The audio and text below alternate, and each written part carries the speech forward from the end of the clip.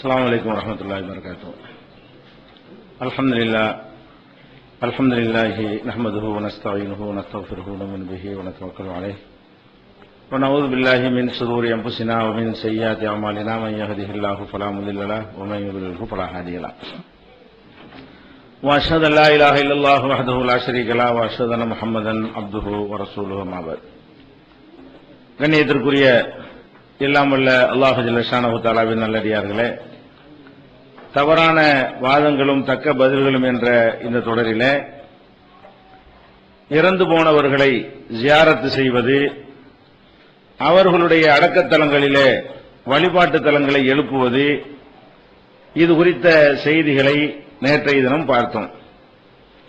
இறந்தவருக்காக சமாதி கட்டக்கூடாது, சமாதியின் மேலே கட்டிடங்கள் கட்டக்கூடாது, பூசக்கூடாது என்றெல்லாம் நம்ம சொல்லும் பொழுது இதுக்கு எதிராக ஒரு ஆதாரத்தை நமக்கு எடுத்து வைப்பார்கள். என்ன ஆதாரத்தை வைப்பார்கள் என்று கேட்டால், நபிகள் நாயகம் ஸல்லல்லாஹு அலைஹி வஸல்லம் அவர்களுடைய அடக்கத்தலம், அதன் மீது இப்போது கட்டடம் கட்டப்பட்டுதான் நம்ம பார்த்து கொண்டு இருக்கிறோம். அப்ப அந்த காலத்தில் சஹாபாக்கள் காலத்தில் இருந்த ரசூல் ஸல்லல்லாஹு அலைஹி வஸல்லமுடைய அடக்கத்தலத்தின் மீது ஒரு கட்டடம் கட்டப்பட்டு மஸ்ஜித் நபவிக்கு உள்ளதான் அது இருக்கு. நீங்க பாத்தீங்கன்னு சொன்னா அந்த ரசூல் ஸல்லல்லாஹு அலைஹி வஸல்லமுடைய அடக்கஸ்தலம் எங்க இருக்கும்னு கேட்டா பள்ளிவாசலுக்கு உள்ள ஒரு பகுதியாகத்தான் அது இருக்கும். அந்த மாதிரி இருக்கக்கூடிய நேரத்தில் இத்தனை நூற்றாண்டுகளாக அதை அதாவது சஹாபாக்கள், தாபியீன்கள், தபோ தாபியீன்கள் என்று பல தலைமுறைகளாக எல்லா மக்களும் அங்கீகரித்துட்டு வரும் பொழுது அது எப்படி நீங்க அதை தவறு கட்டடம் கட்டுற தவறு என்று சொல்லுவீங்க? அப்ப நபிமார்கள் பெரியார்களுக்கு கட்டலாம் என்பதற்கு இது ஆதாரம் இல்லையான்னு கேட்பாங்க. இந்த வஹாபி அரசாங்கம் கூட கை வைக்காம இருக்குது அப்படின்னு கேட்பார்கள். அது சேர்த்து இப்ப என்ன செய்வாங்க, லேட்டஸ்டா இப்ப ஆட்சியில யார் இருக்கிறா, இதெல்லாம் தர்கா கட்டக்கூடாதுன்னு சொல்லக்கூடியவங்க தான் சவுதியை ஆட்சி பண்ணி கொண்டிருக்கிறார்கள். அவங்களுடைய ஆட்சியிலையும் அதுதான் நீடிக்கிறது என்று ஒரு வாதத்தை வைப்பார்கள். இப்ப உங்களுக்கு கூட இந்த மதீனாவுடைய படம் போட்டிருப்பாங்க, போனவங்களுக்கு தெரியும். போகாதவங்களுக்கு மக்கா படம் என்னன்றா காபத்துல்லா போட்டு என்ன செய்வாங்க, ஒரு படம் பார்ப்பாங்க. மதீனான்னு சொன்னா என்ன செய்வாங்கன்னா ஒரு ஒத்த மணாரா நிக்கிற மாதிரி போட்டு ஒரு பச்சை கலர் டூம் ஒன்று என்ன செய்வாங்க போட்டு காட்டுவாங்க. ஒத்த மணாரா மாதிரி ஒன்று இருக்கும், பச்சையா ஒரு டூம் இருக்கும்ல, அந்த பச்சை கலர் டூமுக்கு நேர் கீழே தான் ரசூலுல்லாஹ்வுடைய அடக்கஸ்தலம் இருக்கிறது. மஸ்ஜித் நபவின்ற ரசூலுல்லாஹ்வுடைய பள்ளிவாசல அடையாளம் காட்டும் போது கூட அந்த பச்சை கலருடைய டூமே எதை சேர்ந்ததுதான், அது கபருக்கு மேல உள்ள ஒரு டூம் தானே தவிர அது பள்ளிவாசல் டூம் கிடையாது. அப்ப அந்த மாதிரி இருக்கும் பொழுது இதை எப்படி நீங்க தவறுன்னு சொல்றீங்க என்று உங்கள்ட்ட கேட்பாங்க. இதனுடைய வரலாறை நம்ம கொஞ்சம் தெரிஞ்சுக்கிட்டோம்னா இந்த குழப்பம் நமக்கு வராது. என்ன வரலாறு?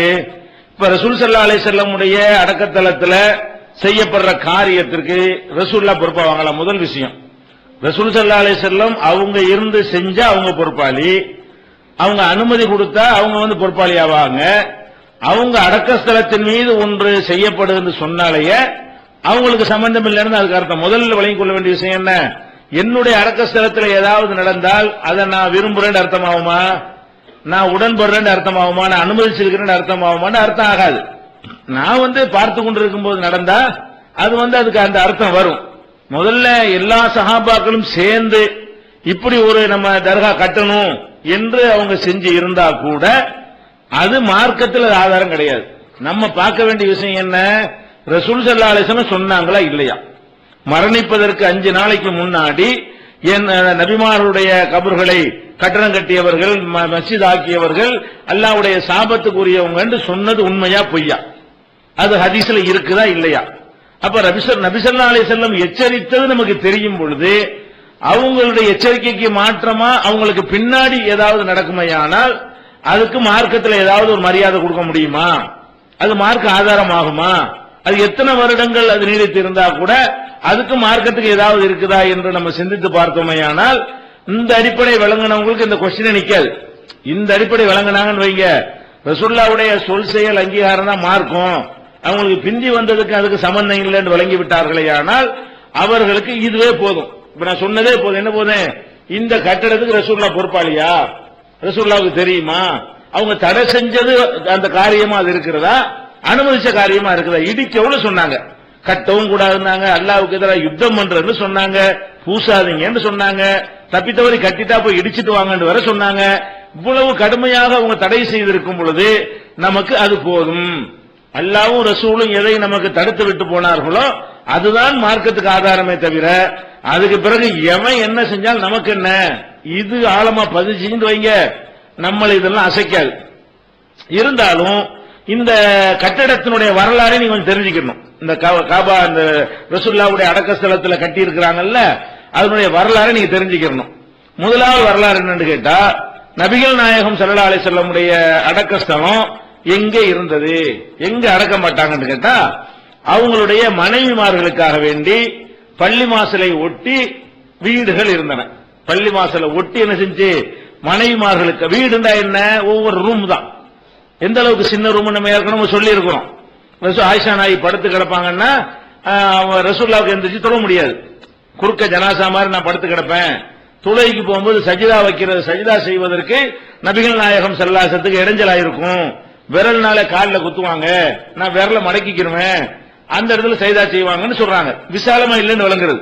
இந்த மாதிரி ஒரு நெருக்கடியான ஒரு அறை என்று சொல்வது என்னன்னா, அதுல புள்ள குட்டிகளோட வாழ்ந்துகிட்டு இருக்கல, ஒவ்வொரு மனைவி 4 பிள்ளையா இருந்தா அதுக்கெல்லாம் இது பத்தாம இருக்கலாம். ஒரு மனைவி ஒதுங்குறதுக்கு, கணவன் மனைவி ஒதுங்குவதற்குரிய இடம் தானே, அதுக்கு இது போதுமானதா இருக்கணும். அதிகபட்சமா போனா ஒரு 5 கஞ்சி தான் இருக்கு. நம்ம கணக்கு பண்ணி பார்த்தோம்னு சொன்னா, ஒரு ஆள் படுத்து கிடக்கும் போது ஒரு ஆளுக்கு தொழுவுறதுக்கு இடைஞ்சலா இருக்குன்னு சொன்னா அதனுடைய அளவு என்னதான் இருக்கு, ஒரு 5 கஞ்சி, 10க்கு 10 கூட இல்ல. ஒரு சின்ன கடை 10 10 ரூம் போடுவீங்கள, நம்ம ரூம் 2 வீடா வச்சுக்கலாம். இந்த அளவுக்கு தான் அவங்களுடைய அந்த ரூம் இருந்திருக்கிறது. ஒரு 10க்கு 10 கூட அதிகபட்சமா வச்சுக்கணும். கரெக்டான துல்லியமா தெரியல, இதுல இருந்து நம்ம அளவை விளங்குறோம். இப்படியான ஒரு அறைகள் மனைவியருக்காக பள்ளிவாசலை ஒட்டியே தான் என்ன செஞ்சு இருந்தது. அது எப்படி இருந்தது, என்ன மாதிரி டைரக்ஷன்ல இருந்துச்சுன்னு சொன்னா, இப்ப நமக்கு கிப்லா கிழக்க மேற்கு இருக்கிறது. மேற்கில இருந்து வடக்கு கொஞ்சம் சாஞ்சி, மேற்கு திசையிலிருந்து வடக்கு பக்கமாக 17, 18, 19, 20, 21, 22 டிகிரிக்குள்ள தமிழ்நாடு வரும். சில ஊருக்கு 17 டிகிரி வரும், சில ஊருக்கு 18 டிகிரி வரும், சில ஊருக்கு 19 டிகிரி வரும். அதாவது வடக்கு பக்கத்துல நேர் மேற்க திரும்பிக்கிட்டு வடக்கு பக்கமாக நேர் மேற்க கண்டுபிடிச்சிட்டு வடக்கு பக்கமாக இப்படி லேசா என்ன செய்யணும், 17 டிகிரி 18 டிகிரி சாஞ்ச மாதிரி கிப்லா என்ன செய்யணும், அப்படி போனா நேர காபாவுக்கு போயிடலாம். நேர் மேற்க போனா காபாவுக்கு போவாது. இந்தியாவில இருந்து எந்த தமிழ்நாட்டில இருந்து எந்த ஊர்ல நீங்க நேர் மேற்க போனாலும் அது உங்களை காபாவில் கொண்டே விடாது. அந்த நேர் மேற்கில இருந்து காபா எங்க இருக்கு அதுக்கு நேர கோடை போட்டு இழுத்தா என்னவாரு, சில ஊருக்கு 17 டிகிரி 18 டிகிரி 22 23 டிகிரி வரைக்கும் வரும். ஊருக்கு ஊர் வித்தியாசங்கள் வரும். இது காம்பஸ் வச்சு நம்ம கண்டுபிடிச்சிடலாம். இப்போ ஐபோன் வச்சுக்கிற ஆளுக்கு அதுலயே போட்டு கண்டுபிடிச்சிடலாம். எங்க வச்சா கரெக்டா காட்டிடும். சாப்ட்வேரை கண்டுபிடிச்சிட்டாங்க. இப்ப நமக்கு மேற்கன்னு வச்சுக்கிறோம், புரிஞ்சுக்கிறதுக்காக வேண்டி நம்ம மேற்கு நோக்கி நம்ம தொழுவல, மேற்கிலிருந்து வடக்கு பக்கமாக கொஞ்சம் சாஞ்சி நேர் மேற்கிலிருந்து வடக்கு பக்கமாக 17 18 டிகிரி சாஞ்சி நம்ம தொழுதுகிட்டு இருக்கோம். அதான் அப்படி போனா கரெக்டா என்ன செய்யும், கிப்லாவில் கொண்டு விட்டுரும். ஆனா ரசூல் ஸல்லல்லாஹு அலைஹி வஸல்லம் மதீனாவுல கிழக்கு மேற்கா என்ன செய்யாது, காபா வராது. கிழக்கு மேற்கு வடக்கு தெற்கா தான் வரும். அவங்களுக்கு மதீனாவுல போனா என்ன செய்யணும், நீங்க கிழக்கு மேற்கா கட்டிட்டு இருக்க முடியாது. எப்படிதான் பண்ணனே, வடக்கு தெற்கா ரசூலுல்லாஹ் என்ன செய்வாங்க, நீங்கள் மலஜலம் கழிக்க போகும் பொழுது கிப்லாவை முன்னோக்காதீர்கள், பின்னோக்காவும் செய்யாதீர்கள், கிழக்கு மேற்கா இருந்துக்கிறங்க. கிழக்கு மேற்கா நம்ம இருக்கக்கூடாதுங்க. ரசூலுல்லாஹ் இப்படி சொல்லுவாங்க, நீங்கள் மலஜலம் கழிக்க போனீர்களே ஆனால் கிப்லாவின் பக்கம் முதுகையும் காட்டாதீங்க, பின்புறத்தையும் காட்டாதீங்க, முன்புறத்தையும் காட்டாதீங்க கிப்லாவின் பக்கம். மாறாக வலாக்கின் ஷர்ரிகு அவ் கர்ரிபு, மாறாக நீங்கள் கிழக்கு பக்கமா திரும்பிக் கொள்ளுங்கள் அல்லது மேற்கு பக்கமா திரும்பிக் கொள்ளுங்கள் சொன்னாங்க. அப்ப கிழக்கு மேற்கு இந்த திசை இருக்குல்ல, இது கிப்லா கிடையாது, இதுதான் கிப்லா. ரசூலுல்லாஹ் காலத்துல கிப்லா, இது ரசூலுல்லாஹ் காலத்துல இல்ல, இப்போ அவங்க ஊர்ல மதீனாவுல கிப்லா எதுன்னு கேட்டா வடக்கு பக்கமாக இருக்கும். வடக்கு பக்கம் நோக்கினா என்ன செய்யும், மதீனாவுல இருந்து அந்த மஸ்ஜித் நபவியில இருந்து வடக்கு பக்கமா போனா தான் காபா வருமே தவிர கிழக்கு பக்கமா காபா வராது, மேற்கு பக்கமா என்ன செய்யாது, வராது. அப்படின்னா இது வடக்குன்னு வச்சுக்கிறீங்களா, வடக்கா இதனோட இது வடக்கா, இது வடக்கா இது வடக்கு, இப்படிதான் கிப்லா வச்சுக்கிறீங்க, இது கிப்லான்னு வச்சுக்கிறீங்க. அப்ப ரசூலுல்லாஹ்வுடைய வீடு எங்க இருந்துச்சுன்னு சொன்னா கிழக்கு பக்கமா இருக்குது. இது கிப்லா. கிப்லா இந்த பக்கம் இருக்கும்போது வீடு இந்த ரூம் போட்டிருந்தாங்கல்ல, அந்த ரூம்கள்லாம் எந்த பக்கம் இருந்துச்சுன்னு சொன்னா அது இந்த பக்கம். இந்த பக்கம் இப்படி கிப்லா இருக்கும்ல, இந்த பக்கத்துல உள்ள இதான் என்னது, ரசூலுல்லாஹ் கொண்டு இருந்த அறைகள். அந்த அறை எப்படி இருக்கும்னு கேட்டா, மஸ்ஜித் நபவியுடைய எல்லையெல்லாம் முடிஞ்ச பிறகு சின்னதா ஒரு இடைவெளி விட்டு அங்க ஒரு குடிசை மாதிரி போட்டு என்ன செய்வாங்க, தனித்தனி கதவா அடைச்சிருப்பாங்க. இதோட ஒட்டி இருக்காது, பக்கத்துல இருக்குமே தவிர மஸ்ஜித் நபவி ஒரு தடுப்பு முடிஞ்சிடும். தடுப்புன்னு என்ன செவரா, அதுவும் வேலிதான். தடுப்புங்கிறது என்னது, அதுவும் வேலிதான், வேலி அடைக்கப்பட்டதுதான். வீடுங்கிறது செவருங்கிறது அதுவும் வேலிதான். அந்த மாதிரி வேலி மாதிரி அடைச்சிருக்கும் பொழுது ஒருத்தருக்கும் என்ன செய்வாங்க, வாசல் மாதிரி போட்டிருப்பாங்க. சில பேருக்கு இந்த துணியவே என்ன செய்வாங்க, பாயவே கதவு மாதிரி தொங்க விட்டுக்குருவாங்க. கதவுல பாய் தான் தொங்க விடுவோம், அதான் எங்களுக்கு கதவு என்றெல்லாம் ஆயிஷா நாய் சொல்றாங்க. அப்ப இந்த கிப்லாவின் பக்கத்துல இல்லாம கிழக்கு பக்கமாக அவங்களுடைய வீடுகள்லாம் இருந்துச்சு. ஒவ்வொரு மனைவியுடைய அறையும் இருந்தது. இப்ப ரசூல் ஸல்லல்லாஹு அலைஹி வஸல்லம் அவர்கள் இறந்த உடனே எங்க வச்சு இறந்தாங்கன்னு கேட்டா ஆயிஷா நாயகி வீட்டுல தான் இறந்தாங்க. அப்ப இறந்தவன என்ன செஞ்சாங்கன்னா பெரிய சண்டை சச்சரவுலாம் வந்து கடைசி என்னவாச்சுன்னா ஆயிஷா நாயகி வீட்டுல இறந்தாங்க, இறந்த இடத்துல அடக்கம் பண்ணிடுவோம் அப்படின்னு சொல்லிட்டு அடக்கம் செய்யப்பட்டது எங்க, இது பள்ளிவாச. இதுக்காக வேண்டி தர்காவை அது உண்டாக்குனது கிடையாது. அவங்களுடைய சொந்த இடத்தில் அடக்கப்படுறாங்க. ஆயிஷா நாயுடைய இடம்னா சொந்த இடம் தானே, ஆயிஷா நாய்க்கே உரிய ஒரு இடம். அந்த இடத்துல என்ன செய்யறாங்க, ரசூல் ஸல்லல்லாஹு அலைஹி வஸல்லம் அடக்கம் பண்றாங்க. அந்த ரூம்ல அடக்கிடுறாங்க. அடக்கும் போது இந்த பக்கம் பள்ளிவாசம் இருக்கு, அந்த பக்கம் வந்து கிழக்கு பக்கமாக என்ன இருக்கும், இது வந்து வடக்கு பக்கம் கிப்லான்னு சொன்னீங்கன்னா கிழக்கு பக்கமாக என்ன இருக்கும், ரசூலுல்லாஹ்வுடைய அடக்கஸ்தலம் இருக்கும். அதுக்கும் பள்ளிக்கும் எந்த சம்பந்தம் இருக்காது. ரசூல் ஸல்லல்லாஹு அலைஹி வஸல்லம் காலத்துல அது தனியா அடக்கஸ்தலம் இருக்கும், அதுக்கும் பள்ளிவாசலும் எந்த சம்பந்தமும் கிடையாது. அது பள்ளிவாசலோட சேர்க்கப்படவே இல்லை. எப்போலாம் சேர்க்கப்படல, அது நிறைய ஆதாரங்களை சொல்லலாம் சேர்க்கப்படலைங்கிறதுக்கு. இது சஹாபாக்கள் காலத்துல சேர்க்கப்படலன்னு எடுத்துக்கொள்வதாக இருந்தா உமர் ரலியல்லாஹு அன்ஹு அவர்கள் அவங்க என்ன செய்யறாங்கன்னு கேட்டா குத்தப்படுறாங்க. தொழுது கொண்டிருக்கும் பொழுது கத்தியால் ஒருத்தன் குத்தி தான் கொள்றான் சுபு தொழுகை நிற்கும் பொழுது. அப்படி கொல்லப்பட்ட உடனே அவங்க இறந்து போகல. அந்த வேதனையெல்லாம் இருந்து 2 நாள் மெனக்கெட்டு சிரமப்பட்டு அதுக்கப்புறம் தான் இறந்து போறாங்க. அப்ப இந்த குத்தரவுன்னு அவங்க என்ன செய்யறாங்கன்னா ஒரு வசியத்து பண்றாங்க. என்ன செய்யணும், நீங்க போய் ஆயிஷா நாய்கிட்ட போய் இந்த மாதிரி உமர் வந்து உங்களை வந்து இந்த ரசூலுல்லாஹ்வுடைய அந்த அடக்கம் செஞ்சு பக்கத்துல அடக்குவதற்கு உங்கள்ட்ட அனுமதி கேட்கிறாரு, அனுமதி தெரியலான்னு கேளுங்க அப்படிம்பாங்க. அவங்களுக்கு ஆசை என்னன்னு கேட்டா ரசூலுல்லாஹ்வுக்கு பக்கத்துல அடக்கம் செய்யப்படணும். மூத்தா போயிடும், அந்த அளவுக்கு காயம் அதிகமா இருக்கு, நவீன மருத்துவம் அந்த காலத்துல இல்ல, அந்த போக்க வச்சு அவங்க உணர்ந்துகிட்டாங்க நம்ம இந்த காயத்துக்கு பிறகு நம்ம பிழைக்க முடியாதுன்னு. கேட்டவன அவங்க என்ன செய்யறாங்க, தாராளமா அடைக்கிறங்கன்னு சொல்லிடுறாங்க. அதுக்கப்புறம் மவன்ட்ட சொல்றாங்க, நான் வந்து கலீஃபாவா இருக்கிறேன், அமீருல் முஃமினீன் ஜனாதிபதியா இருக்கிறேன், அதனால கூட அவங்க சரின்னு சொல்லிடலாம். நான் மூத்தா போன பிறகு ஒரு அதே மாதிரி போய் கேளுங்க, நான் மூத்தா போன பிறகு எனக்கு அதிகாரம் இருக்காதுல்ல, என் பாடியை தூக்கிட்டு போய் இந்த மாதிரி உங்களை உமர் வந்து உங்கள்கிட்ட அடக்குவதற்கு அனுமதி கேட்க சொன்னார், நீங்க அனுமதி கொடுக்குறீங்களா கேளுங்க. அனுமதிச்சாங்கன்னு சொன்னா அங்க என்ன அடக்கம் பண்ணுங்க, இல்லாட்டி ஜன்னத்துல் பக்கி பொது கபரிஸ்தான்ல கொண்டு அடக்கம் பண்ணிருங்க, அது ஒரு பிரச்சனை ஆக்காதீங்க அப்படின்னு சொல்லி அவங்க சொல்றாங்க. அதே மாதிரி அடக்கம் இறந்த பிறகு போய் கேட்கிறாங்க, அவங்க அனுமதி கொடுக்கறாங்க. ரசூலுல்லாஹ்வுக்கு பக்கத்துல அவங்களும் என்ன செய்யப்பட்டிருக்காங்க, அடக்கப்பட்டிருக்காங்க. இப்ப வந்து அரசாங்கத்துல சேர்க்கப்பட்டிருந்தால் பள்ளிவாசலுக்குள்ள அந்த இடம் சேர்க்கப்பட்டிருந்தா ஆயிஷா நாய்கிட்ட போய் பர்மிஷன் கேட்க வேண்டியது இல்லை. அடக்கின பிறகும் அது ஒரு தனியார் ப்ராப்பர்ட்டியா தான் இருக்குது. நல்லா விளங்கணும், பள்ளியில் சேர்க்கப்பட்டால் தனியார் ப்ராப்பர்ட்டியா இருக்காது. ஆயிஷா நாய்கிட்ட கேட்கணும், அரசாங்கத்தில் வந்துடும். பள்ளிவாசலுக்குள்ள சேர்க்கப்பட்டிருச்சுன்னு சொன்னா அதனுடைய நிர்வாகம் யார் கையில் இருக்கு, உமர் தான் ஜனாதிபதி, அவர் கையில தான் இருக்கும். அவர் கையில் இருக்கும்போது ஆயிஷா நாய்கிட்ட போய் அங்க அடக்கம் செய்யறது பர்மிஷன் கேட்டிருப்பாங்களா? அப்ப உமர் ரலியல்லாஹு காலத்திலும் என்ன செய்யப்படல, அந்த அடக்கஸ்தலம் பள்ளிவாசலுக்கு அப்பா சம்பந்தம் இல்லாத ஒன்றாக ஒட்டி இருந்ததை தவிர அது தனி இது தனியாகத்தான் இருந்தது. பள்ளி என்ற கணக்கில் என்ன செய்யல, வரவே இல்லை. இது அவங்க காலத்தில் இருந்தது. அதே மாதிரி வந்து உஸ்மான் ரலியல்லாஹு காலத்தில் என்ன பண்றாங்கன்னா பள்ளிவாசல கொஞ்சம் இடம் நெருக்கடி வந்ததுனால விஸ்தீர்ணப்படுத்தினாங்க. அவங்க விஸ்தீர்ணப்படுத்தினதெல்லாம் வடக்கு தெற்குல தான் விஸ்தீர்ணப்படுத்தினார்களே தவிர கிழக்கு பக்கம் எதுவுமே செய்ய கிடையாது. அதாவது அந்த கபரை வந்து இதுல உள்ள நுழைக்கிற மாதிரி எந்த வேலையும் யார் செய்யல. உஸ்மான் காலத்தில் ஒரு மாடிஃபை பண்ணப்பட்டது. ரசூலுல்லாஹ் காலத்தில் இருந்த பள்ளிவாசல் அதே மாதிரி அபூபக்கர் காலத்தில் இருந்தது, அதே மாதிரி உமர் ரலியல்லாஹு அன்ஹு காலத்தில் இருந்தது. அதுல எந்த விதமான சேஞ்சும் பண்ணப்படல. இட நெருக்கடி வந்த காரணத்தினால மக்கள் அதிகமா பெருகி போயிட்டாங்க. இருக்கிற இடம் தொடுவதற்கு பத்தல என்ற உடனே கொஞ்சம் பெருசாக்குவோமே ஆக்கும் பொழுது இதனுக்கு இவ்வளவு வடக்கத்துக்கு தானே இப்படித்தான் அதிகமாக்கிட்டாங்க. இப்படி விஸ்தீர்ணப்படுத்தினாங்களே தவிர இப்படி படுத்தினாதான் அது உள்ள வரும். கிழக்கு பக்கம் போய் விஸ்தீர்ணப்படுத்தினாதான் அது இந்த பக்கம் சேரும். அவங்க வடக்கு தெற்காக அது தனியாவே இருக்கட்டும் என்ற வகையில் நினைஞ்சாங்க.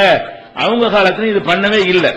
இது எப்ப பண்ணதுன்னு கேட்டா ஹிஜ்ரி 88வது ஆண்டு. ஹிஜ்ரி 88வது ஆண்டுல வலீத் பின் அப்துல் மலிக்ங்கிறவர் இருக்காரு ஆட்சியாளரா, அவர் தான் கலீஃபாவா இருக்கிறார். அப்ப பல சண்டைகள் யுத்தங்கள்லாம் நடந்து பல பேர் கொல்லப்பட்டு மாறி மாறி பல ஆட்சிகள்லாம் வந்துகிட்டு இருந்து 72 கூட்டம்ங்கிற தலைப்புல அதெல்லாம் சொல்லி இருக்கிறோம். ஒவ்வொரு கலீஃபா எப்படி இப்படி வந்தாங்க அந்த வரலாறுலாம் உங்களுக்கு சொல்லப்பட்டிருக்கிறது.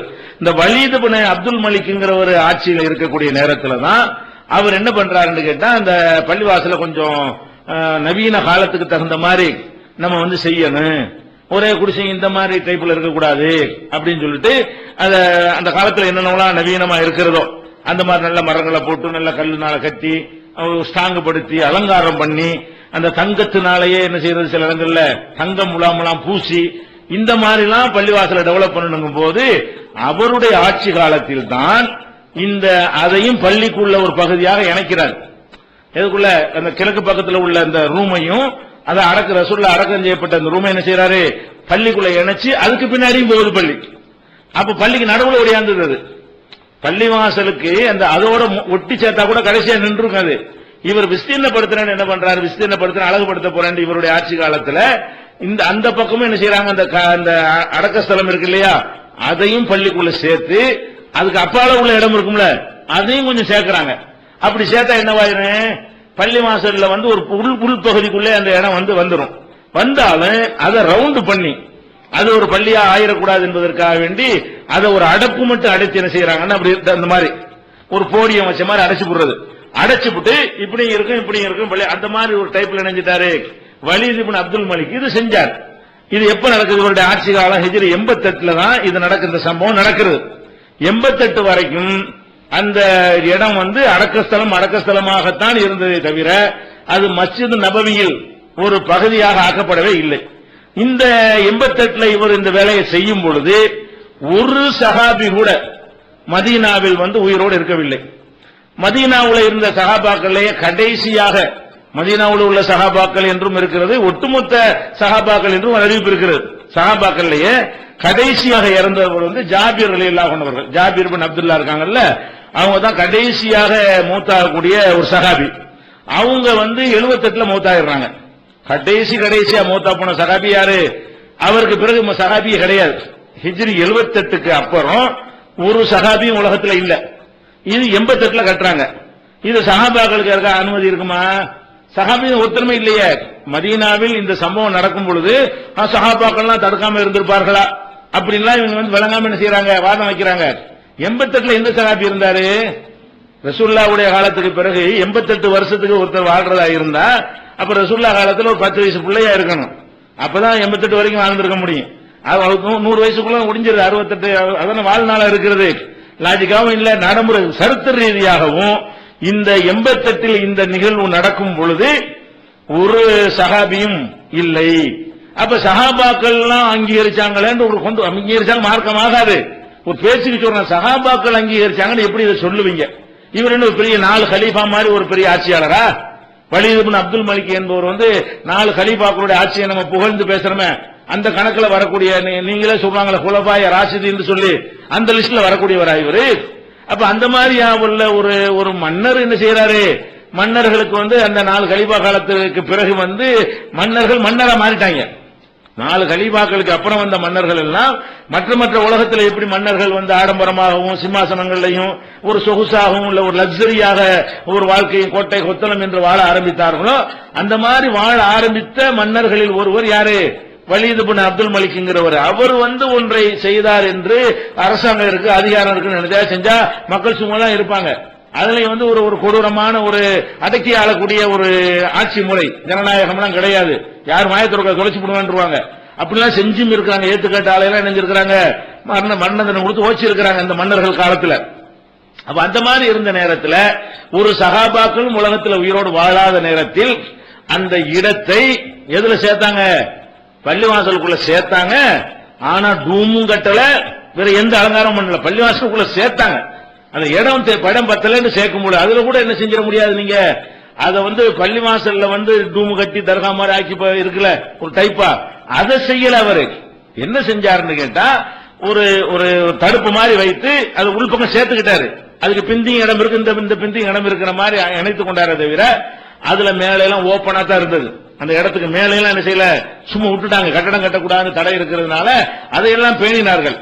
இப்படியே தான் அது இருந்து கொண்டே எல்லாத்தையும் இடிச்சிட்டு தான் கட்டினார் அவர். அந்த வலீத் இப்னு அப்துல் மலிக் 88 வந்து ஒட்டுமொத்தமா எல்லாத்தையும் டெமாலிஷ் பண்ணி இடிச்சுட்டு புதுசாக ஒரு கட்டண பேர்ல கட்டி அந்த இடத்தை எல்லாம் நினைஞ்சிட்டாரு, உள்ளக சேர்த்துட்டாரு. அது மஸ்ஜித் நபவி விஸ்தீர்ணப்படுத்தின ஒரு வரலாறு.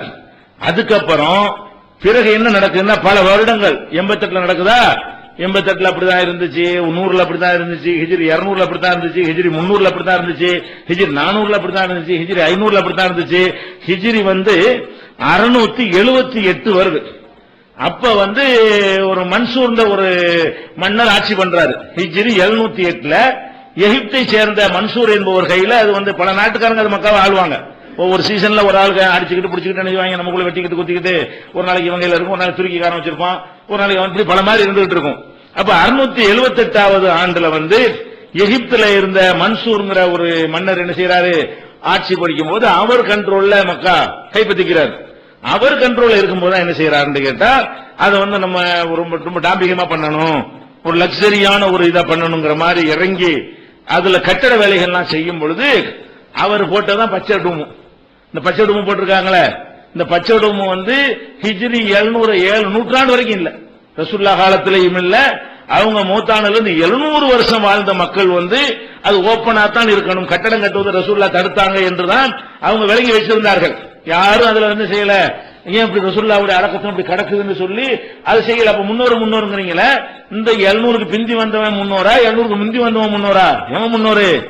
போன வருஷத்துல உள்ளவங்க முன்னோருங்கிறீங்களே, அதுக்கு முன்னோரு என்ன செஞ்சான் 700 வருஷமா? இப்ப சஹாபாக்கள் தாபியன்கள் காலத்துல எல்லாம் இந்த கற்பனையே வரல. அப்ப தாபியன்கள் நினைச்சிருக்கலாம்ல, என்னங்க கட்டி வச்சிருக்கீங்க, ஓண்டு கிடக்குது, வெறும் வெட்ட வழியா போட்டு வச்சிருக்கீங்க, மேல ஒரு மழகுல உழுவாம வெயில் உழுவாம ஒரு டூம் போட வேணாமா இவன் அப்படின்னு சொல்லி கேட்டுக்கலாம்ல யாராவது? யாரும் கேட்கவும் இல்ல, நினைக்கவும் இல்ல. அவங்களுக்கு பள்ளிவாசம் மட்டும்தான் நினைப்பு இருக்குமே தவிர அதுல உள்ள மண்ணல் இட்டு போறது அந்த மாதிரியான சிந்தனை எல்லாம் வரவே இல்லை. இவருடைய காலத்துல மன்சூர் காலத்துல ஹிஜ்ரி 678 தான் என்ன பண்றாங்க, இந்த இடத்தை இப்ப இருக்கிற மாதிரி அதுக்கு ஒரு மாற்றங்கள் செஞ்சாலும் அது ஒண்ணும் செய்யாம விட்டுட்டாங்க. ஆனா இப்பவும் சொல்றோம், மார்க்க சட்டப்படி ரசூலுல்லாஹ்வுடைய அடக்கஸ்தலமா இருந்தாலும் அவங்க அடக்கஸ்தலத்திலேயே அவங்களுடைய கட்டளை மீறப்படுகிறது.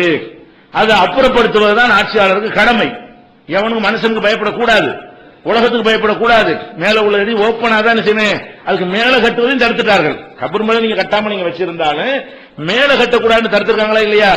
மேல கட்டி இருக்கிறாங்களே, அந்த பச்சை டூமும் இடிக்கிறது தான் மார்க்க கடமை.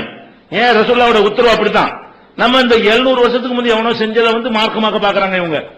ரசூலுல்லாஹ்வோட பயப்படுறாங்க. இவனா என்னத்தையும் செஞ்சுக்கிட்டு ரசூலுல்லாஹ்வுடைய கபர் மேல அது ரசூலுல்லாஹ் தனக்கு கட்டி வச்சுட்டு போன மாதிரி ஒரு தோற்றத்தை உண்டாக்கி என்ன செய்யறாங்க, மக்களுக்கு பயம் காட்டுறாங்க. அது அவங்களும் பயந்து நிக்கிறாங்க. சவுதி அரசாங்கமும் அது போய் எடுத்தோம்னா உலகம்லாம் சேர்ந்து எதிர்ப்பாங்க, எடுத்துட்டு போறாங்கல்ல. நீ அல்லாஹ் ரசூலுடைய கட்டளை நிறைவேற்ற வேண்டியதானே. அதனால இது இந்த டூமு மாதிரி போட்டதுக்கு மார்க் அங்கீகாரம் கிடையாது, அது போட்டிருக்க கூடாது. அதுல எந்த கட்டணமும் இல்லை, அது மண்ணால் உயர்த்தப்பட்ட நிலையில் தான் இருந்து வந்தது. அந்த கபரின் மீதும் ஒரு கட்டணம்லாம் இருக்கவில்லை. எல்லாம் இந்த 678 நடந்த கூத்துதானே தவிர 678 ஆண்டுகளாக நல்ல முஸ்லீம்கள், நம்மளை விட நல்ல முஸ்லீம்களா கண்டிப்பா 678க்கு பிந்தி வந்த முஸ்லீம்களை விட 678க்கு முந்தி வந்த முஸ்லீம்கள் நல்லவங்களை தான் இருந்திருப்பாங்க.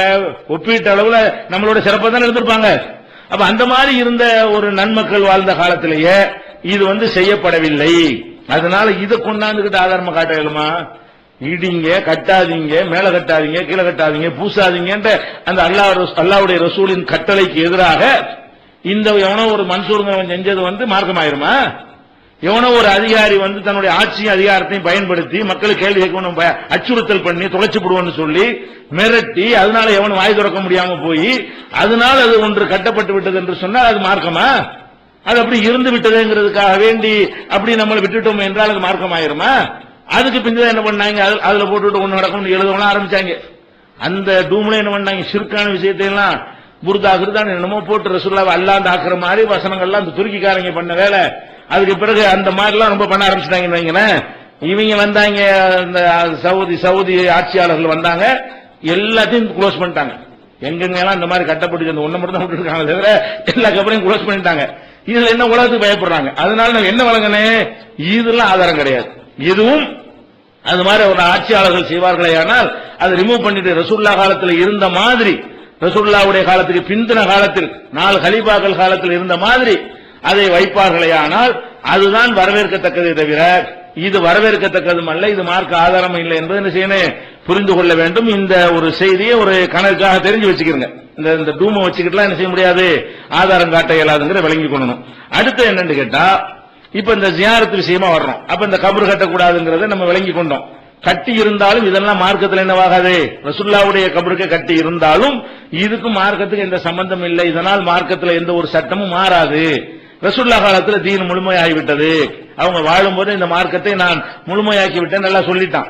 அவங்க மூத்துக்கு பிறகு வந்ததெல்லாம் இந்த மார்க்கத்துக்கு எந்த வகையிலும் அது பொருத்தமற்றது, அது வகையினால வந்தது இல்லை என்பதை கவனத்தில் வைத்துக் கொள்ள வேண்டும். அடுத்ததாக என்னன்னு கேட்டா, இப்ப இந்த கபரு இப்ப இறந்துட்டாங்க இல்லையா, இறந்தவர்களுக்காக வேண்டி நம்ம கபரு ஜியாரத்து பண்றோம். அவங்கள பார்த்தோன்னே சலாம் சொல்றோம். இது மார்க்கத்தில் என்ன பண்றது நமக்கு சொல்லப்பட்டு இருக்கிறது. இதனுடைய அர்த்தம் என்ன, தாத்பரியம் என்ன, சலாம் சொல்லலாம் என்று சொன்னாலேயே அதுக்குள்ள என்ன அடங்கி இருக்கிறது, ரசூலுல்லாஹ்வுக்கு சலமாத்து சொல்லலாம் என்று சொன்னாலேயே அதுக்குள்ள என்ன அர்த்தம் அடங்கி இருக்கிறது என்பதை இவர்கள் விளங்கினாலேயே போதுமானது. என்ன விளங்கன, இப்ப ரசூலுல்லாஹ்வுக்கு நம்ம சலவாத்தும் சலாமும் சொல்றோம், மற்றவங்களுக்கு சலாம் மட்டும் சொல்றோம். ரசூல் ஸல்லல்லாஹு என்ன செய்யறோம்னா அல்லாஹும்ம ஸல்லி அலா முஹம்மதின் அவங்களுக்காக சலவாத்துங்கிற வகையில ஒரு தனி பிரார்த்தனை செஞ்சுக்கிறோம், அவங்களுக்கு சலாமும் சொல்லிக் கொடுக்கிறோம். மற்ற கபராளிகளுக்கு நம்ம என்ன செய்யறோம், சலாம் மட்டும் சொல்றோம், அஸ்ஸலாமு அலைக்கும் அவர்களுக்கு சொல்லிக்கிறோம். இந்த சலாமுல உள்ள அர்த்தம் என்ன, சலாம் சொல்றதுல இருந்து என்ன என்ன விளங்குதுன்னு கேட்டா, அஸ்ஸலாத்துடைய வாசகத்தை பாருங்க. ரசூல் ஸல்லல்லாஹு அலைஹி வஸல்லம் அவர்கள் என்னென்ன மாதிரி வாசகத்தெல்லாம் சொல்றாங்கன்னு பாருங்க. கபருக்கு போகும் பொழுது சொல்வதற்கு அவங்க பயன்படுத்தின வாசகங்களை பாருங்க. ஒரு தடவை சொல்லி கொடுத்தாங்க, அஸ்ஸலாமு அலைக்கும் தார கௌமின் முஃமினீன், மூமின்களின் சமுதாயமே, இறை நம்பிக்கையாளர்களுடைய சமுதாயமே, உங்கள் மீது சலாம் உண்டாகட்டுமாக. இறந்தவர்கள் நோக்கி சொல்றது. ஓ இன்னா இன்ஷா அல்லாஹு பிக்கும் லலாஹிகூன், அல்லாஹ் நாடினால் நாங்களும் உங்களோடு வந்து சேரக்கூடியவர்கள்.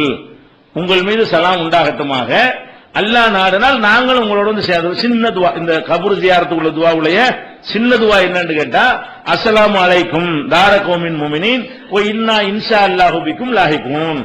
இன்னா இன்ஷா அல்லாஹ்ங்கற வார்த்தையை தெரிஞ்சுக்கிறங்க, பிக்கும் லாஹிகூன் சேர்த்துக்கிறங்க, அவ்வளவுதான். இன்ஷா அல்லாஹ் நாடினால் உங்களோட நாங்களும் சேரக்கூடியவர்கள். இதை சொல்லி தந்திருக்கிறாங்க. கபருக்கு போனா இதை சொல்லணும். இது முஸ்லீம்ல 367. அதே முஸ்லீம்ல 1618 ஒரு துவா சொல்றாங்க. அது கொஞ்சம் பெருசா இருக்குது. எப்படி இருக்குன்னு கேட்டா, அஸ்ஸலாமு அலைக்கும் தார கௌமின் முஃமினீன், மூமின்கள் சமுதாயமே, உங்கள் மீது சலாம் உண்டாகட்டுமாக. வஅதாக்கும் மா துஅதூன், உங்களுக்கு வாக்களிக்கப்பட்டது உங்களுக்கு வந்து விட்டது. மௌத்து உங்களுக்கு வாக்களிக்கப்பட்ட நேரம், உங்களுக்கு நேரம் வந்து விட்டது, போய் சேர்ந்துட்டீங்க.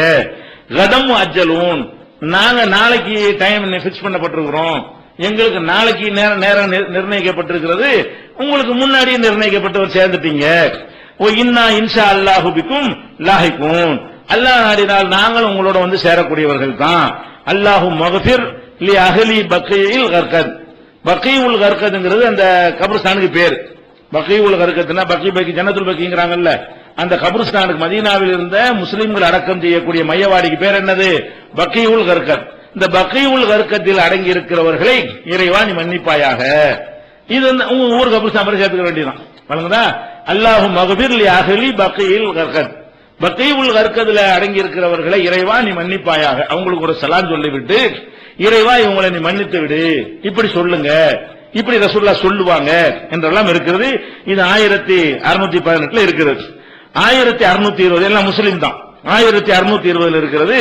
அஸ்ஸலாமு அலைக்கும் அஹ்லத் தியாரி மினல் முஃமினீன வல் முஸ்லிமீன், மூமின்கள் முஸ்லிம்களுடைய சமுதாயமே, உங்கள் மீது சாந்தி உண்டாகட்டுமாக.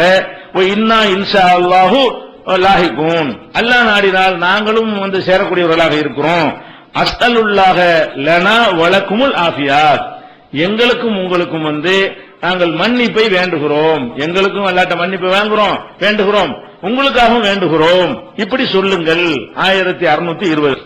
திருமதியில 973 அஸ்ஸலாமு அலைக்கும் யா அஹ்லல் குபூர், கபராளிகளே உங்கள் மீது சலாம் உண்டாகட்டுமாக.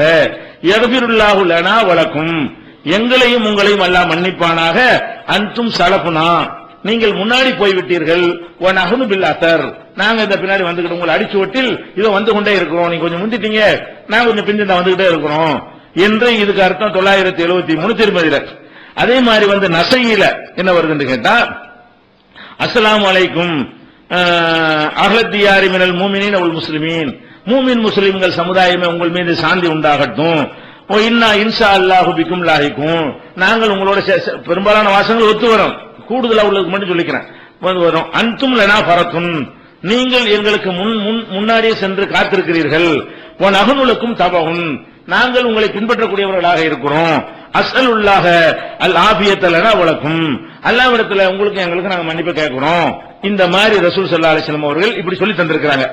அப்ப ஜியாரத்து நம்ம போகும் பொழுது இறந்து போனவர்களுக்கு நாம ஒரு உதவி செய்யற மாதிரி இதுல வாசகம் இருக்குதா, அவங்கள்ட்ட உதவி கேட்கிற மாதிரி இருக்குதா, இதுல ஏதாவது இந்த நம்ம சொல்லி தந்ததுல இருந்து நீ போயிட்ட, உனக்கு ஒரு தஸ்பீஹ் கூட செய்ய முடியாது, உனக்கு ஒரு திக்ர் கூட உனக்கு செய்ய முடியாது, உன்னுடைய அமலை நீ அதிகரிச்சுக்கிற முடியாது, உனக்கு நீ பாவ மன்னிப்பு கேட்கவும் உனக்கு முடியாது, ஒண்ணும் இல்லாம கிடக்கிறப்ப உனக்காண்டி நான் கேட்கிறேன், உனக்கும் எனக்கு அல்லாஹ் மன்னிப்பானாக, உன்னை என்னை எல்லாம் மன்னிப்பானாக, உனக்கு எனக்கு அல்லாஹ்ட்ட நான் மன்னிப்பு கேட்கிறேன் என்று இப்படிதான் நாங்க சலாம் சொல்லிவிட்டு, சலாம் சொல்றது சொல்றோம், அவங்களுக்கு கேட்குங்கிறதுக்காக சொல்லல, கேட்காத இடத்துலயும் கூப்பிட்டு சொல்லலாம்னு நிறைய காட்டிட்டோம்.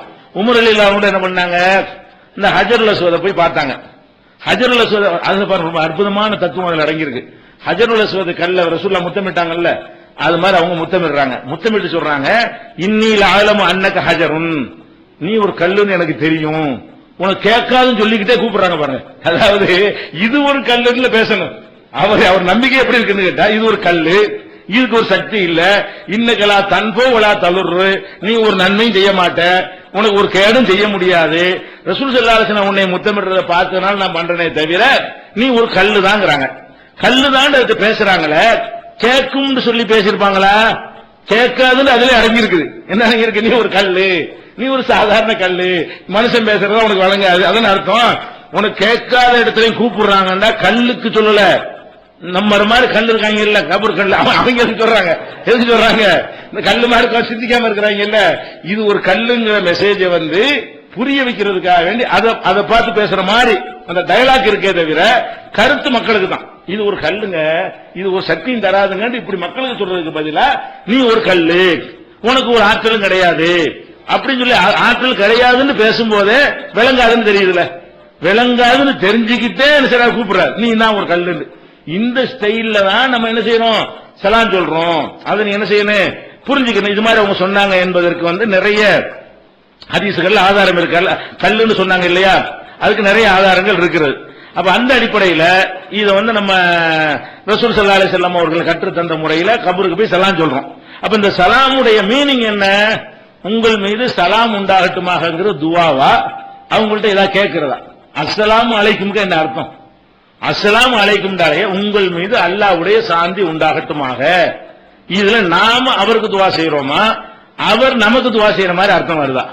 அவர் இத்தனை ஏதாவது உதவி சின்ன ஒரு ஹெல்ப் கேட்கிற மாதிரி இது அமைந்திருக்கிறதா, நாம அவருக்கு ஹெல்ப் பண்றதுக்கு போறோமா? கபருக்கு போவது வந்து ஹெல்ப் பண்ணுவதற்கா, ஹெல்ப் பெறுவதற்கா?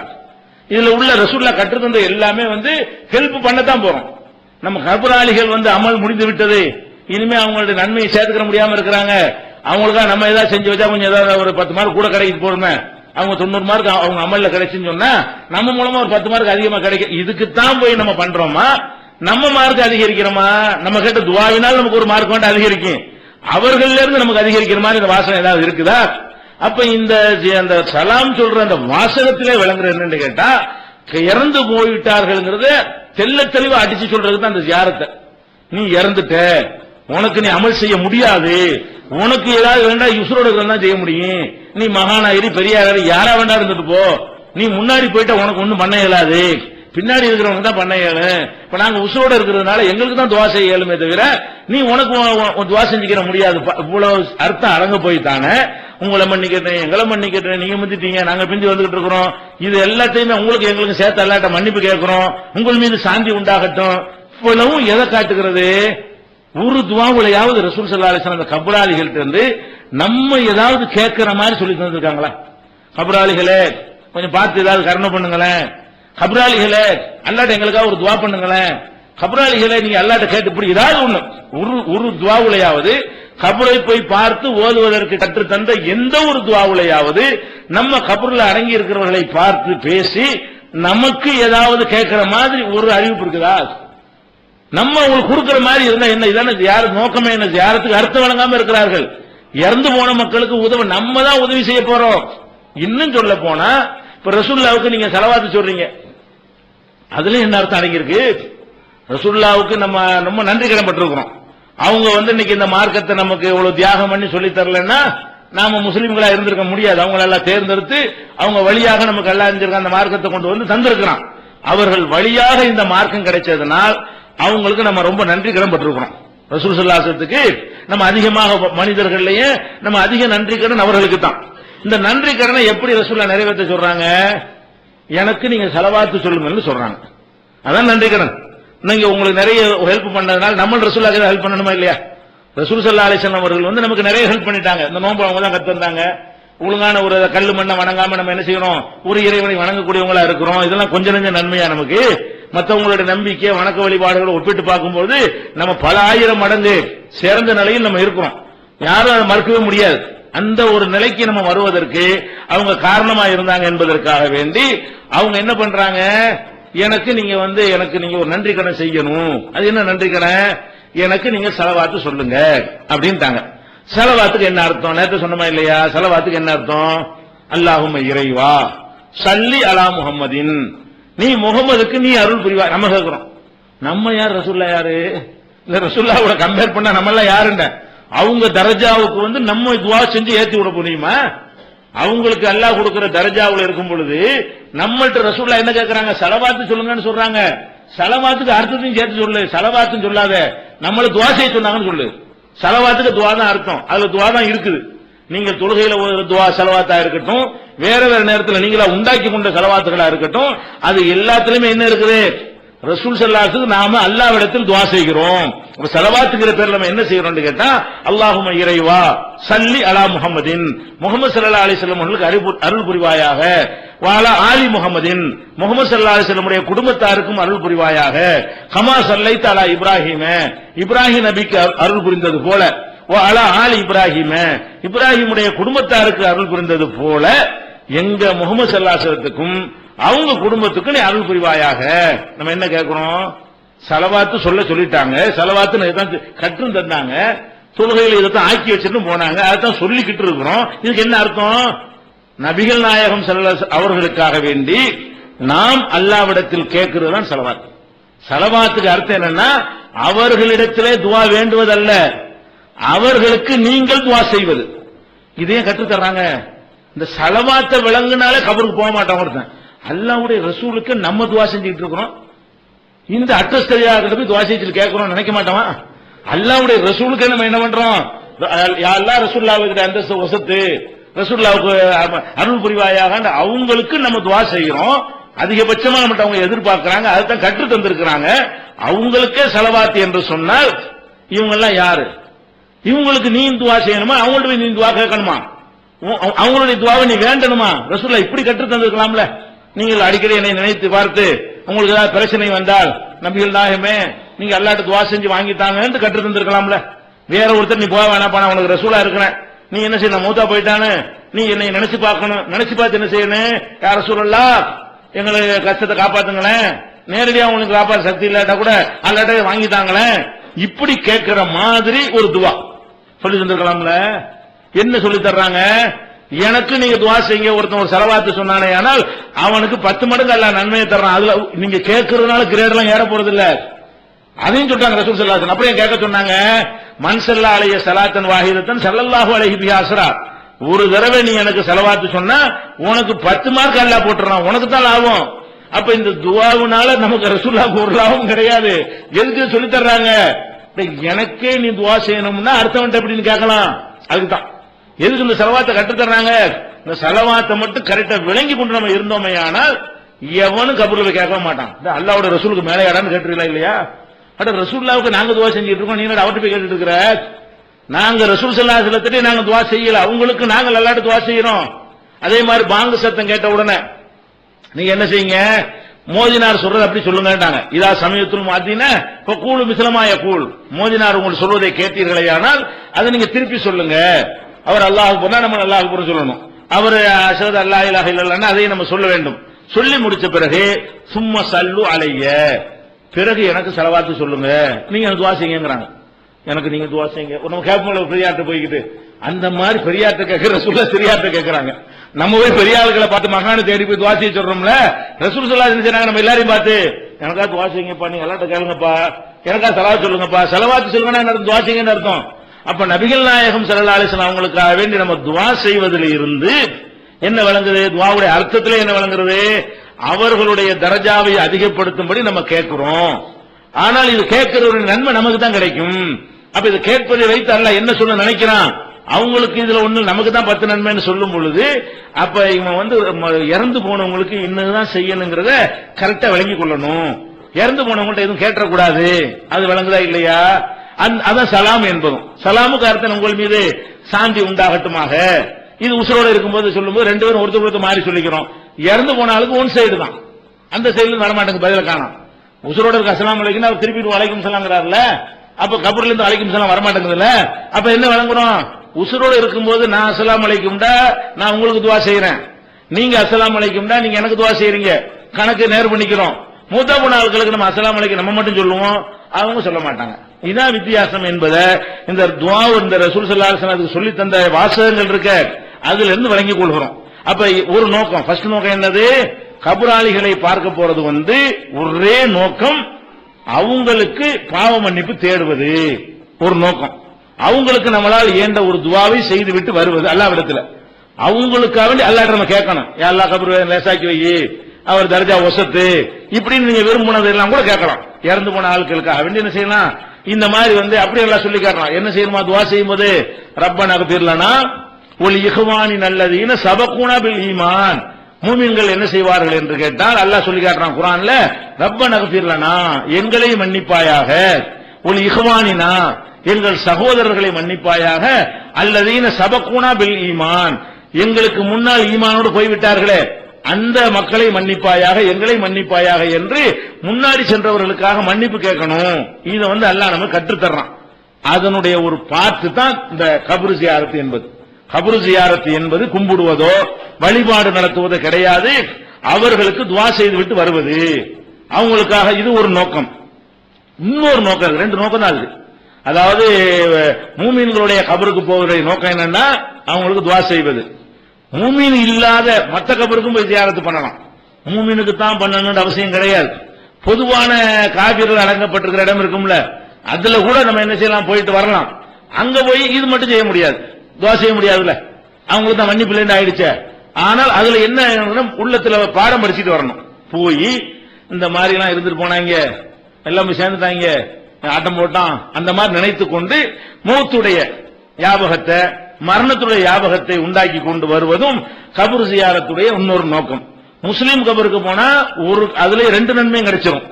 முஸ்லீம் அல்லாத கபருக்கு போனீங்கன்னா அந்த முதல் நன்மை வராது, ரெண்டாவது நன்மை மட்டும் வரும்.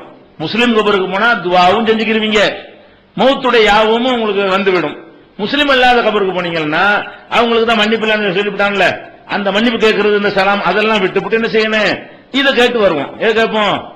மரணத்துடைய, நீ போயிட்டு நாங்களும் நாளைக்கு வரப்போறோம் அப்படின்னு சொல்லி மௌத்துடைய யாவும். இது எங்க இருந்து விளங்குது என்று கேட்டால், இப்ப நபிகள் நாயகம் ஸல்லல்லாஹு அலைஹி வஸல்லம் அவங்க ஏற்கனவே சொன்ன ஹதீஸ் தான்.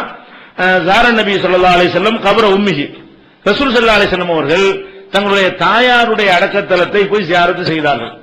தாயாருடைய கபரை ஜியாரத்து பண்ணார்கள். பண்ணும்போது பக்கா, அழுதார்கள். கபர்கிட்ட நின்று என்ன செஞ்சாங்க, அழுதார்கள். அபுகா மன் ஹவுலஹு, சுத்தி இருந்தவர்களை எல்லாம் அழ வைத்து விட்டார்கள். ரசூல் அழுது என்ன செய்வாங்க, ரசூல் ஸல்லல்லாஹு அலைஹி வஸல்லம் நின்று அழுத உடனே சுத்தி இருந்த எல்லாரும் என்ன செய்யறாங்க, எல்லாரும் அவங்களும் அழ ஆரம்பிச்சுட்டாங்க. அப்ப அழ ஆரம்பிச்ச உடனே ஏன் அழுதேன் என்று விளக்கம் சொல்றாங்க. ஜியாரத்துக்கு போனாங்க, போன உடனே அழுதாங்க, சஹாபாக்கள் அழுதாங்க. அப்புறம் மக்கள்கிட்ட விளக்கம் சொல்றாங்க. எப்படி சொல்றாங்கன்னா, இஸ்தஅதன்து ரப்பி, என் இறைவனிடத்தில் நான் அனுமதி கோரினேன். அபி அன் அஸ்தக்ஃபிர லஹா, என் தாயாருக்கு பாவ மன்னிப்பு கோருவதற்காக அனுமதி கேட்டேன். யா அல்லாஹ், என் அம்மாவுடைய பாவத்தை மன்னிக்கணும், அதுக்காக நான் துஆ செய்யலாமா அப்படின்னு அல்லாஹ்ட்ட என்ன செய்யறேன், என் தாயாருக்கு பிழை பொறுக்க தேடுவதற்காக வேண்டி நான் அல்லாஹ்ட்ட அனுமதி கேட்டேன். ஃபலம் யுதன்லி, எனக்கு அனுமதி வழங்கப்படவில்லை. என் தாயார் அந்த கொள்கை ஏத்துக்கிறாம இறந்து போயிட்டதுனால, அவங்க முஸ்லீமாக இறந்து போயிட்ட முஸ்லீம் அல்லாம இறந்து போயிட்ட காரணத்தினால அவங்களுக்காக நான் துஆ செய்ய போகும்போது அல்லாஹ் எனக்கு அனுமதிக்கல. அதுக்கப்புறம் வஸ்தாதன்துஹு ஃபீ அன் அஸூர கப்ரஹா, என் தாயாருடைய அடக்கத்தலத்தை போய் ஜியாரத்து பண்ணுவதற்கு நான் கேட்டேன்.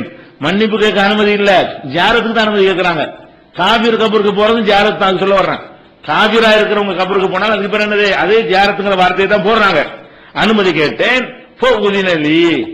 எனக்கு அதற்கு அனுமதி அளிக்கப்பட்டிருக்கிறது. எனவே ஃபஸூருல் குபூர, நீங்கள் கபருக்கு போங்கள். ஃபைன்னஹா துதக்கிருல் மௌத்த, அது மௌத்தை ஞாபகப்படுத்தும். இந்த மௌத்தை ஞாபகப்படுத்தும் சொன்னதே எந்த கபருக்கு தான் சொன்னாங்க?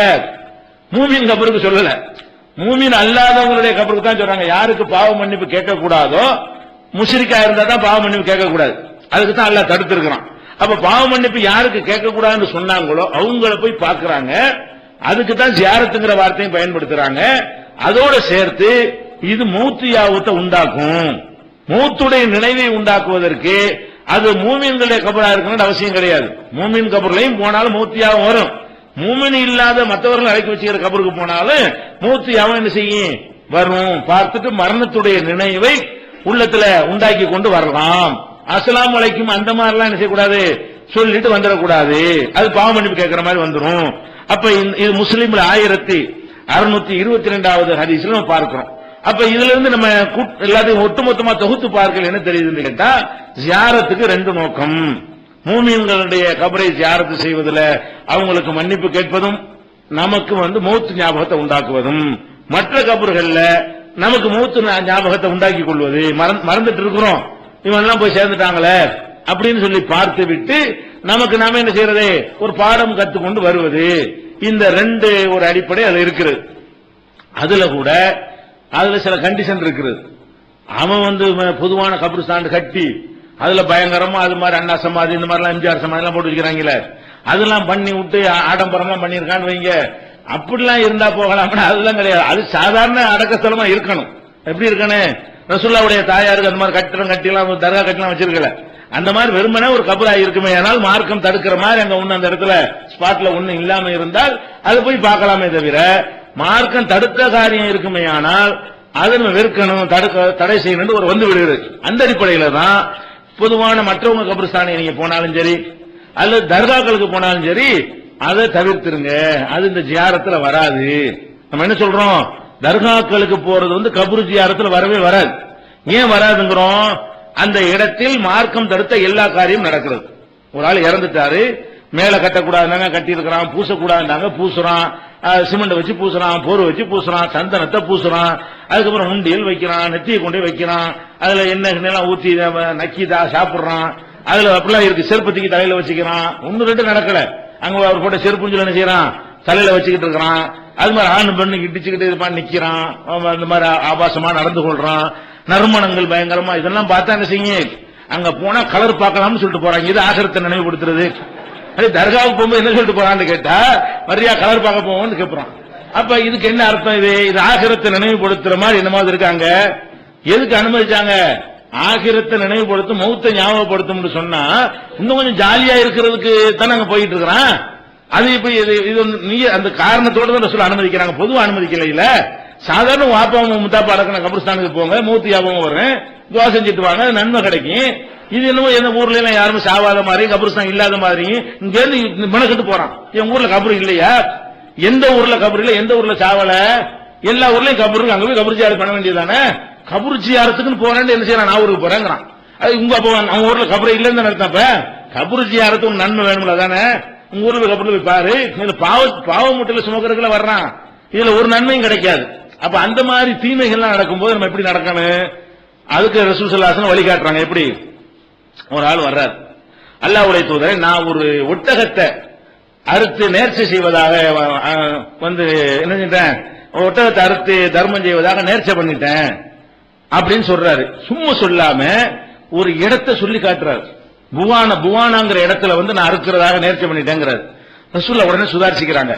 சும்மா நேர்ச்சி பண்ணிட்டேன்னு கேள்வி கேட்க வேண்டியதானே, இந்த புவானாவில் இருக்க போறேன்னு கேட்டார்னா அது என்ன புவானான்னு சொல்ல செய்றாங்க, கேள்வியை பார்த்து பிடிச்சிக்கிறாங்க. மக்கள்கிட்ட கேட்கிறாங்க, என்னப்பா ஹல்கான பீஹா வசனமின் அவசானில் ஜாகிலியா, அறியாமை காலத்தவர்கள் வழிபாடு செய்வார்களே அது மாதிரி என்ன மாதிரி அந்த இடத்துல இருக்குதான்னு மக்கள்கிட்ட விசாரிக்கிறாங்க. காலூல அதெல்லாம் ஒண்ணு இல்ல, சாதா இடம் தான் அது அப்படிங்கிறாங்க.